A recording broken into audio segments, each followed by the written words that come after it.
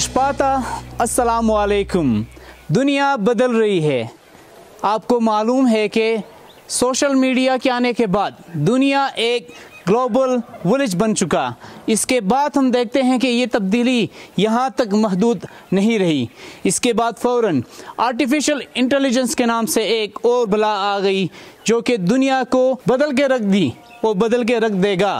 इसमें नौजवानों की रोज़गार के मौके ज़्यादा भी होंगे उनके लिए जो इस तब्दीली के साथ अपने आप को टापेंगे। अदरवाइज़ हम देखते हैं कि आर्टिफिशियल इंटेलिजेंस के आने के बाद मार्केटिंग और दूसरे स्क्रिप्ट राइटर बहुत सारे जगहों पे एक बड़ी तब्दीली आ चुकी है। टेक्नोलॉजी रिप्लेस कर रही है ह्यूमन वर्कफोर्स को और लोग आहिस्ता आहिस्ता टेक्नोलॉजी को इस्तेमाल करने लगेंगे। टेक्नोलॉजी आएगी, मशीनरीज आएंगी और ये सारे काम इंसानों की जगह लेके मशीनरी करने लगेंगी, टेक्नोलॉजी करने लगेगी और नौजवान बेरोज़गार होने जा रहे हैं। आइए हम चलते हैं यहाँ के वादी में, उन लोगों से बात करेंगे जो पढ़े लिखे हैं, जो पढ़ते हैं। क्या वो इस तब्दीली के लिए तैयार हैं? क्या वो टेक्नोलॉजी को अडॉप्ट करेंगे या नहीं? उनके क्या तसव्वुरात हैं, उनको हम जानने की कोशिश करते हैं इश्पाता हार्ट टॉक के इस स्पेशल एपिसोड पे, जो कि हम समझते हैं कि टेक्नोलॉजी की वजह से लोगों के ऊपर उनके असरात रुनुमा होने लगे हैं और हो चुके हैं। हाँ, आइए हम निकलते हैं यहाँ के मुकामी लोगों, नौजवानों से जानने के लिए। आइए हमारे साथ चलते हैं वादी कैलाश मुमरिद।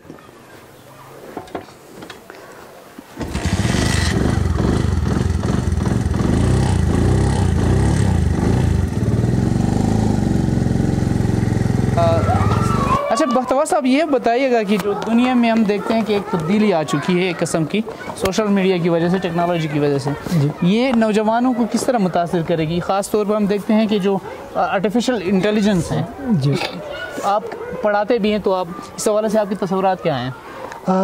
लोग साहब देखिए, जो किसी ज़माने में हमारे यहाँ लोग अक्सर जहाँ भी काम हुआ करते थे, लोगों की उधर के जो मज़दूर लोग उनकी तादाद ज़्यादा हुआ करते थे, ठीक है। और इसी तरह और आहिस्ता आहिस्ता मतलब अभी ये काम भी तकरीबन ख़त्म होने वाला है, सारा मशीनरीज काम कर रहे हैं। अब जो जदीद टेक्नोलॉजी जो आ रही है, इनके लिए काफ़ी मसलात का सामना करना पड़ेगा। तो इसके लिए मेरे ख्याल में अब बच्चों के लिए मुलाजमत के मौके भी बहुत बिल्कुल 0% रहेगी। मुलाजमत के मौके तो इसमें भी गुंजाइश होंगे ना? नहीं, इसमें होंगे, लेकिन इसके जो बेसिक जो टेक्नोलॉजी जो कोर्स होते हैं उनको बच्चों को आना चाहिए। देखिए, आप पढ़ाते हैं यहाँ कैलाश कल्चर सेंटर में, जो प्राइवेट इंस्टीट्यूट है, तो यहाँ आपके जो कोर्सेज हैं क्या उस हिसाब से हैं जो कि हम देखते हैं आर्टिफिशियल इंटेलिजेंस और टेक्नोलॉजी के ऊपर हो, उस पर भी फोकस की जाती है, ध्यान दी जाती है ताकि उनको उस हिसाब से सिखाया जाए, पढ़ाया जाए? देखिए, अभी हमारे पास कुछ कंप्यूटर के कुछ कोर्स के सब्जेक्ट्स आए हुए हैं, ठीक है। तो ये प्राइमरी में तो नहीं है, लेकिन जब मिडिल से शुरू होते हैं, ठीक है, तो उसमें बच्चों को पढ़ाते हैं टीचर्स हज़रात, लेकिन प्राइमरी में वो नहीं है। हम देखते हैं आर्टिफिशियल इंटेलिजेंस दुनिया को बदल रही है, बदल के रख देगी और बहुत सारे नौजवानों को बेरोज़गार करेगी। तो आप क्या समझते हैं इस हवाले से? आपकी राय क्या होगी? देखिए जी, इसके लिए जो बच्चे हैं उनको जो जदीद दौर आ रहा है उसके मुताबिक बच्चों को मतलब पढ़ाना चाहिए। वो जो नई टेक्नोलॉजी के जो लेसन है उनको पढ़ाया जाए बच्चों को, ताकि फ्यूचर में बच्चे उनसे कुछ इस्तिफादा हासिल कर सके। बिल्कुल, टेक्नोलॉजी बदल रही है, दुनिया बदल रही है। तो हम बात कर रहे थे कैलाश दूर जो स्कूल है, private institute for Kailash tradition and culture, यहाँ के कोर्सेज़ के हवाले से कि ये क्या हम हैं टेक्नोलॉजी के साथ। बख्तवर शाह साहब यहाँ हेड मास्टर हैं और इस बिल्डिंग का भी कैलाश कल्चर सेंटर जो है इसका भी चेयरमैन है। तो इस हवाले से हम इसके तसव्वुरात ले रहे थे। बहुत शुक्रिया जी आपका। Thank you so much. Thank you साहब, थैंक यू। अस्सलाम वालेकुम इश्पाता। हम बातचीत कर रहे थे आर्टिफिशियल इंटेलिजेंस और टेक्नोलॉजी की वजह से जो नौजवान बेरोज़गार हो रहे हैं या होंगे, अगर वो एडाप्टेशन या उसके मुताबिक अपने आप को ट्रेन नहीं किया तो हमारे साथ मौजूद हैं एक्स नाज़िम हैं यूनियन कौंसिल आए अब्दुल मजीद साहब। जी बताइएगा कि जो तेज़ी से एक तब्दीली रनुमा हो रही है पूरी दुनिया में जो टेक्नोलॉजी की वजह से है, और आहिस्ता आहिस्ता हम देखते हैं मशीनरीज़ की वजह से लोग बेरोज़गार हो रहे हैं, जो ह्यूमन फोर्स है, वर्क फोर्स वो कम हो रही है, टेक्नोलॉजी वो जगह ले रही है। तो आपके क्या ख़दशात हैं, इसकी वजह से क्या तब्दीली होगी नौजवानों के लिए, खुसूसी तौर पर इस मौके पर इस सब्जेक्ट के मुनासिबत से आर्टिफिशियल इंटेलिजेंस जो हम सुनने में आ रहा है, तो क्या चैलेंजेस उनके लिए होगा नौजवानों के लिए? शुक्रिया लुक रहमत। जहाँ तक आपने साइंस और टेक्नोलॉजी की बात है, दुनिया के कदीम तारीख से वह उठा कर आप देख दें, जहाँ साइंस और टेक्नोलॉजी आई ना, वहाँ कदीम जो रिवायत हैं, कदीम जो सकाफ़त हैं, कदीम जो तर्ज़ हयात है, वो बिल्कुल तब्दील होते जा रहे हैं। इवन दुनिया के बड़े बड़े मज़ाहिब, यहूदियत, ईसाईयत, इवन इस्लाम में भी बाज़ी चैलेंजेस ऐसे पैदा हुए हैं जिसके नतीजे में आज तक वो पसमंदगी के शिकार हैं। मेरे कहने का मकसद है, हालात बच्चों के बदलते जा रहे हैं, बदलते हुए हालात के अपनी सलाहियतों को उसमें एडजस्ट करना चाहिए। यही वाहिद हल है, इसके बगैर मुमकिन नहीं है। अगर हम जदीद ज़माने के मुताबिक उस तकाज़ों का हम पूरा नहीं किया ना, अपने आप को उसमें एडजस्ट नहीं किया, तो हम करीब 15-20 साल में तकरीबन तमाम नौजवान वो बेरोज़गार हो जाएंगे। मेरे कहने का मेरा पैगाम ये, जदीद नस्ल जो है, नौजवान जो है ना, वो हालात के मुताबिक अपने आप को उसमें वो सलाहियत पैदा करें, वो टेक्निकल शऊर पैदा करें, और जदीद हालात के मुताबिक अगर आप साइंस और टेक्नोलॉजी जो है ना, ये वक्त की ज़रूरत है और होना भी चाहिए, इसको बंद नहीं कर सकते।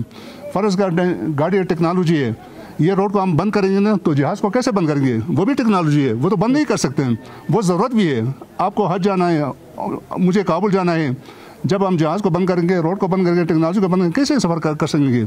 ये वक्त की ज़रूरत है। लिहाजा सबसे बेहतर हल यही है, जदीद हालात के मुताबिक अपने आप को उसमें एडजस्ट करना चाहिए, जिसके नतीजे में रोज़गार भी होगा और माशी खुद कफ़ालत भी होगी। मजीद साहब, एक आप गुज़श्ते कई सालों से पॉलिटिक्स में काम करते रहे हैं, तो मैं इसी पॉइंट पे आपकी एक और राय लेना चाहूँगा। जो आपके 25 साल 30 साल जितने भी आपने अरसा गुजारा है इसमें डेवलपमेंट सेक्टर में, तो आप क्या देखते हैं जो एजुकेशनल इंस्टीट्यूशंस हैं खुसूसन हमारे इलाके में, क्या वो डिलीवर कर पाएंगे, इस तरह के जदीद तरस के तालीम दे रहे हैं, या इस तरह कैपेसिटी है उनमें, जो टीचर्स, जो आलात, जो फैसिलिटीज़ हैं, क्या हम कर सकते हैं मुकाबला ऐसे हालात में? बदकिस्मती है, ये पाकिस्तान के जो सियासी जो निज़ाम है ना, ये हालात बदलते जाने के नतीजे में मौजूदा जो हालात हैं, मौजूदा जो तकाज़े हैं ना, जो रिवायती जो तालीम, दरस तदरीस के जो रिवायती जो तालीम है, ये जदीद ज़माने के मुताबिक वो उनमें वो सलाहियत पैदा नहीं करते जिसके नतीजे में वो होना चाहिए था। तो मेरे कहने का मकसद हालात को बदलते हुए हालात के तनाज़ुर में ना, हम टीचिंग के जो तरीक़ाकार है उसको भी बदलना चाहिए, उनकी जो टेक्निक है उनको भी बदलना चाहिए। लेकिन बदकिस्मती से पाकिस्तान के निज़ाम तालीम है ना, वो रियायती निज़ाम तालीम है, वो रटाई है। तो जिसके नतीजे मुस्तक़बिल करीब में भी अगर ये सिस्टम बदल ना हुआ ना, तो मुस्तक़बिल करीब में भी इंशाअल्लाह इससे वो बहुत बड़ा फ़ायदा हमें कोई नहीं मिलेगा। मेरा कहने का मकसद है ना, रिवायती जो ये बोसीदा जो निज़ाम है, रिवायती जो निज़ाम है ना, इनमें तब्दीली लाना चाहिए। जदीद हालात के मुताबिक तब्दीली होंगे तो कौम का फ़ायदा है, मुल्क को फ़ायदा है, हुकूमत को फ़ायदा है। अगर ये नहीं हुआ तो हम आगे नहीं जा सकते हैं। इसमें आखिर आपसे एक सवाल पूछूंगा, अगर खुदा न खास्ता, खुदा ना करे, अगर हम हमारे जो नौजवान है तबका है उसको उस हालात के मुताबिक उसको ट्रेन नहीं करेंगे, तो फिर क्या ख़दशात हैं कि क्या मुमकिन तौर पर क्या हो सकते हैं? वो आगे बढ़ के जब वो बेरोज़गार होंगे, उनके अपॉर्चुनिटीज़ नज़र नहीं आएंगे, तो क्या ख़दशात हैं, क्या होंगे, मुआशरा किस तरह होगा उस आने वाले फ्यूचर में?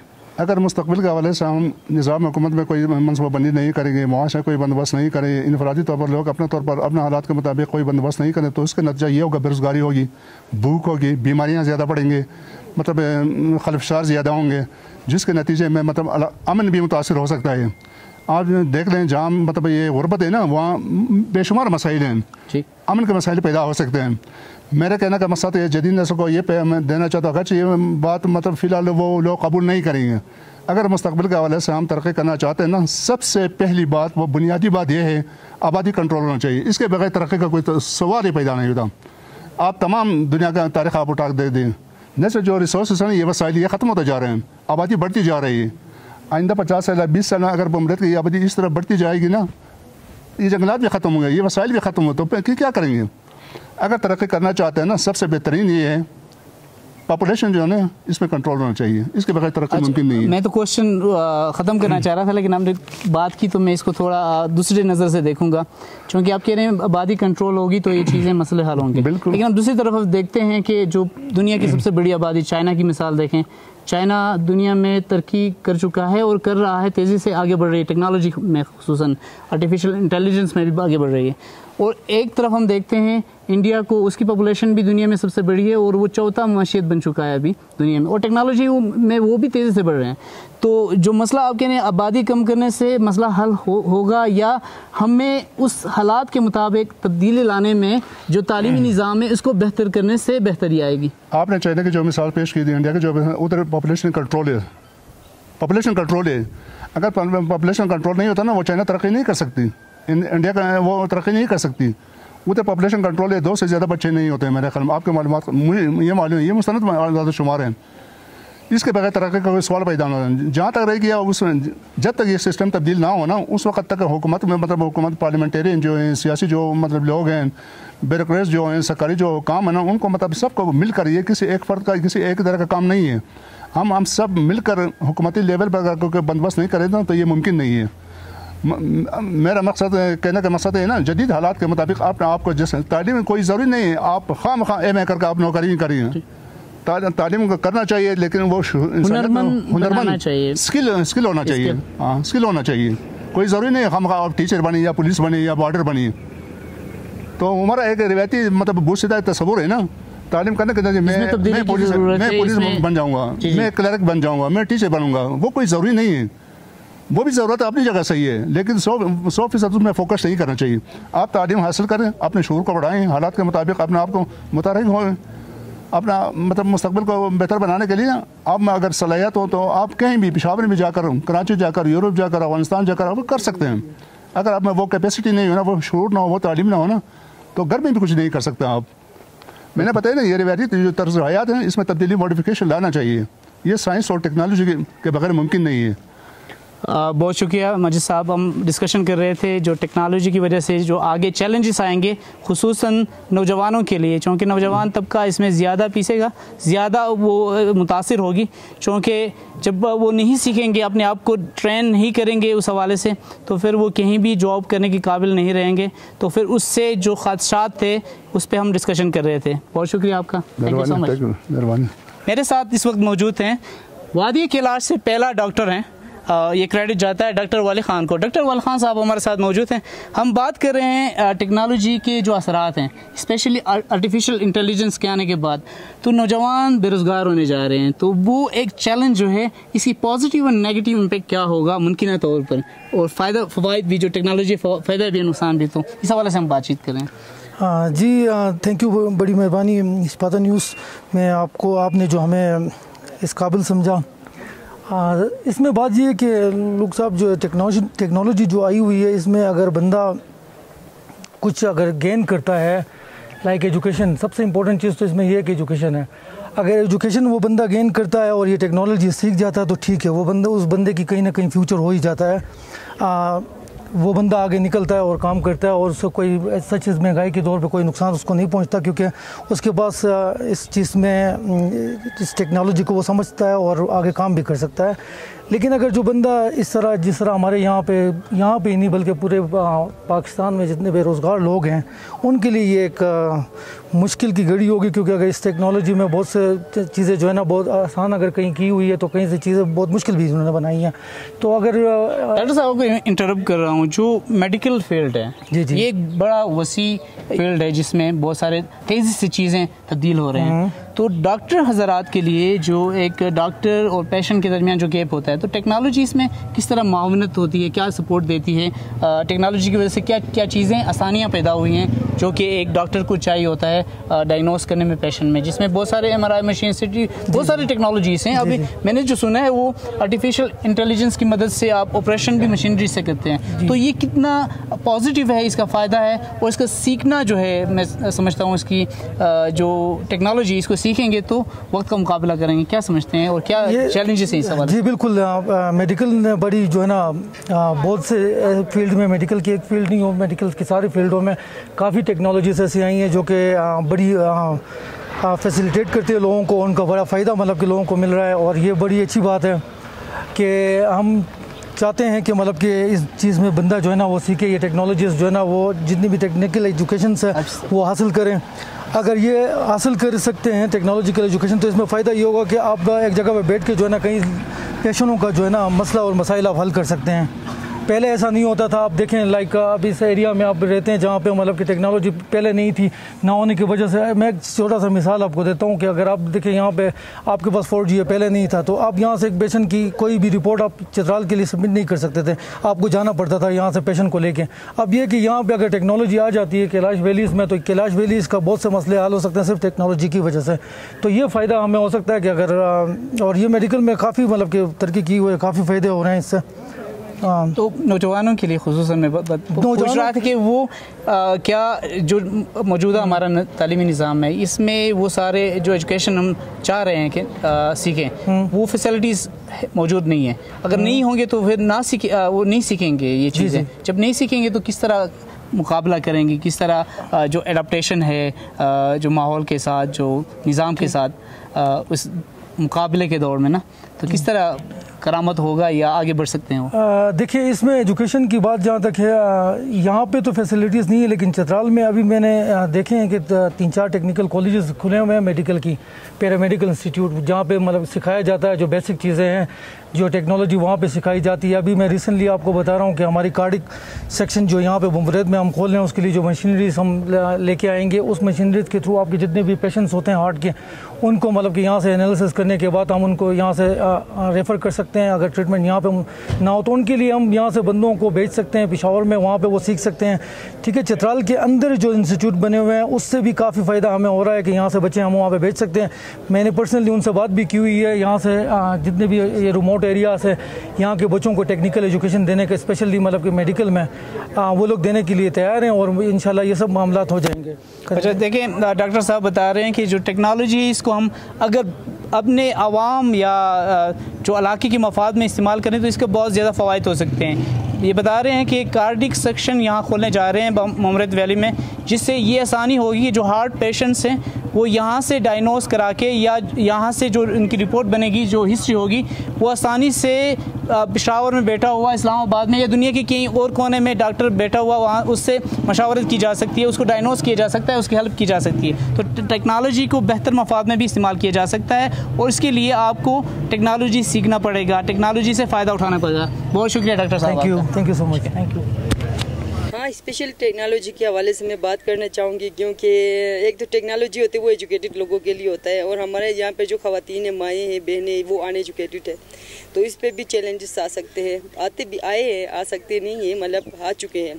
तो यहाँ पर जो मसाइल ये है कि हम जो डेली काम होते हैं वो भूल जाते हैं और अपनी जो डेली एक्टिविटीज़ है उनको मुताबिक नहीं कर पा रहे।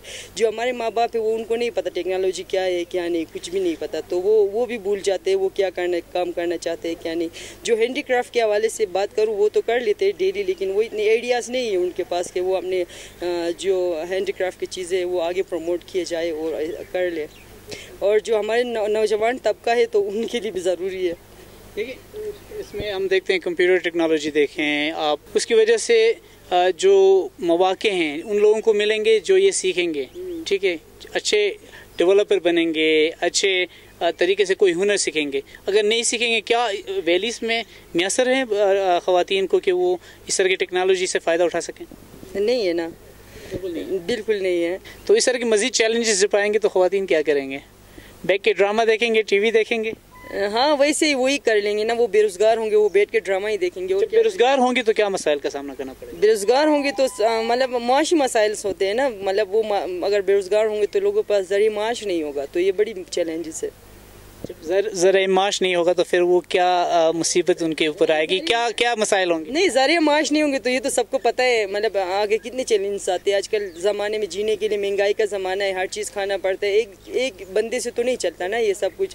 अगर घर में कोई बाप भी कमा लेता है वो इतना नहीं होता कि वो इनफ हो। अगर इस तरह के कोई वो काम हो, हैंडीक्राफ्ट के काम हो या कुछ इस तरह के काम हो, तो ख़वातीन आराम से में घर में बैठ के कुछ इस तरह की वो भी कमा सकते हैं। क्या ख़वातीन ग्राफिक डिज़ाइन में जाके वेबसाइट बनाना, डेवलपर बन के भी कमा सकते हैं, इससे ज़्यादा कमा सकते हैं? इस तरह नहीं होगा? हाँ, इस तरह होगा, एजुकेटेड लोगों के लिए है, मतलब इस तरह की डिज़ाइन वो तो बहुत बेस्ट है। अगर उसके लिए तो मतलब कंप्यूटर स्किल सीखना चाहिए, इस तरह DITs होना चाहिए। DIT के वो तो होते हैं, लेकिन यहाँ पर है इसके अमाउंट ज़्यादा है तो ले भी नहीं सकते। बहुत शुक्रिया, थैंक यू सो मच। अभी हमारे साथ मौजूद हैं गुल अहमद फारूकी साहब, सीनियर जर्नलिस्ट हैं चित्राल से, अरसा दराज से काम कर रहे हैं, बहुत सारे इवेंट्स, बहुत सारे जो टॉपिक्स हैं, सब्जेक्ट्स हैं, उनको कवर कर चुके हैं। लेकिन आज हम एक बहुत ही इम्पोर्टेंट इश्यूज़ पर डिस्कशन करने जा रहे हैं, जो कि मैं समझता हूँ कि आर्टिफिशियल इंटेलिजेंस, एक तो टेक्नोलॉजी की वजह से पूरे दुनिया में एक तब्दीली आ रही है, आ चुकी है, लेकिन स्पेशली आर्टिफिशियल इंटेलिजेंस की वजह से जो तब्दीली आएगी दुनिया में, और मैं समझता हूँ स्पेशली ये जो नौजवान तबका है ये बेरोज़गार होने जा रहे हैं, तो इसके हवाले से आपके ख़दशात क्या हैं, इसके पॉजिटिव और नेगेटिव इम्पैक्ट क्या होगा नौजवानों के ऊपर? बहुत शुक्रिया। देखिए जी, इसके दो एस्पेक्ट हैं। एक तो ये है कि काम आसान हो गया और जो मेन पावर था, जो लेबर था, वो जो इन्वॉल्व था, वो उसकी ज़्यादा ज़रूरत नहीं पड़ी।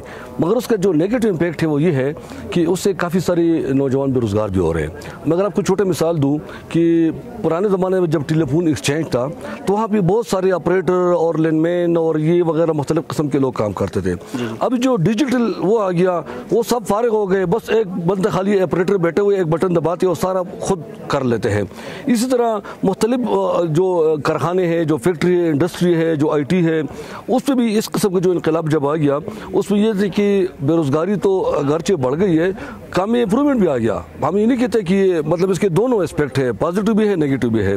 पॉजिटिव ये है कि काम आसान हो गया और जो बहुत सारे लोग पूरा एक जमगफीर जमा करते थे उसकी ज़रूरत नहीं पड़ी, 1 मैन या 2 पर्सन, या मतलब है कि या खुद ब खुद भी ऑटोमेटिक मशीन भी चलाती है। मगर उसका जो नेगेटिव इम्पैक्ट है वो ये है कि उससे हमारे जो नौजवान है वो बेरोज़गारी की तरफ जा रहे हैं, और एक मकूले है कि जो खाली जहन है वो शैतान का घर होता है। तो जो बंदा बेरोज़गार हो जाते हैं वो ज़ाहिर है कि फिर वो नेगेटिव सोचते हैं, वो अक्सर या तो फिर मंशियात की तरफ जाते हैं या फिर अपना पेट भरने के लिए कोई भी गैर कानूनी तरीके से चोरी चकारी भी कर लेते हैं। तो इसके दोनों इम्पैक्ट है। फारूकी साहब, तो फिर इस चैलेंज से जो है, एक चैलेंज जो सामने आ रही है, इससे कैसे निपटा जाएगा, कैसे इससे हम बाहर निकलेंगे, इस पर काबू पाएंगे, या जो नौजवान है उनको कैसे किस तरफ लेके जाएंगे ताकि वो रोज़गार के काबिल हों, वो बेहतर ज़िंदगी गुजार सकें? आपने बड़ा अच्छा सवाल किया।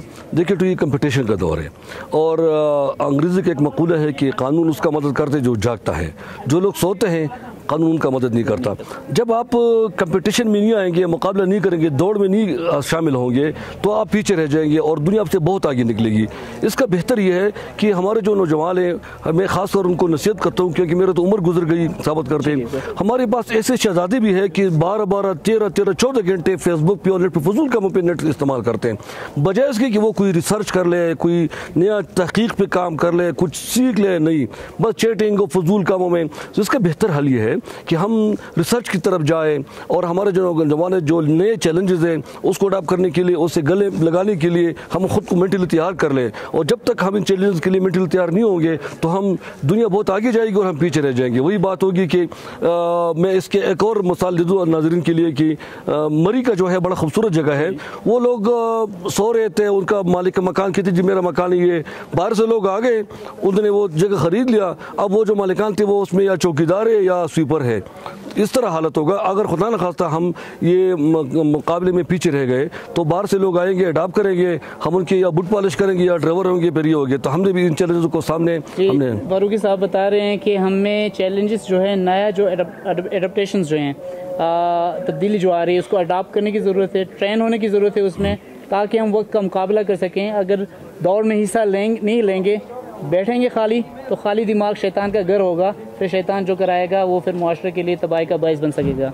बहुत शुक्रिया फारूकी साहब आपका। थैंक यू, मेहरबानी।